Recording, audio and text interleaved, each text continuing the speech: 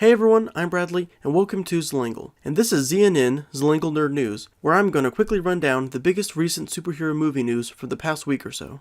Up first, FX just ordered a pilot based on the critically acclaimed comic book series, Y the Last Man.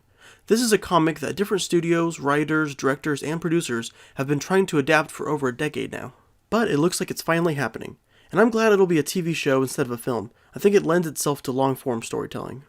So Y the Last Man is a story that involves the death of all men on Earth, except for Yorick Brown and his monkey Ampersand. It was written by one of my favorite writers of the last few years, Brian K. Vaughan, who also wrote The Runaways and Saga. So I really hope this pilot becomes a show. We've waited long enough. Next up, push it!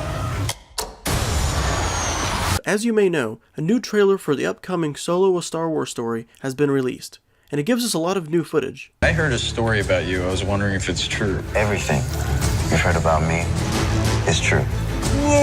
It has a very energetic pace and shows us tons of action. I got a really good feeling about this. Though it still isn't telling us too much about the plot or the story.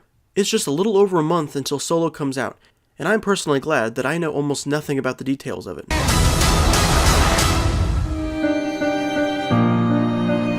What do you think?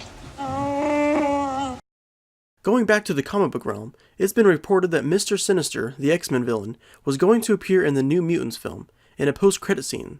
But don't get your hopes up, because apparently they scrapped that plan, and now they're going to include a different villain. But Mr. Sinister was going to be played by the incredible John Hamm, which is an interesting choice, and I would have loved to see how that would have turned out. But oh well. Next, Batgirl is apparently still in development after Joss Whedon left due to not having a story. And now they have just brought on a new writer. Her name is Christina Hodson, and she's done a couple of small films, but notably the upcoming Bumblebee Transformer spinoff. But since that hasn't come out yet, I can't comment on her talents. So just mark this as another one of the dozens of DC projects that have been announced as being in development.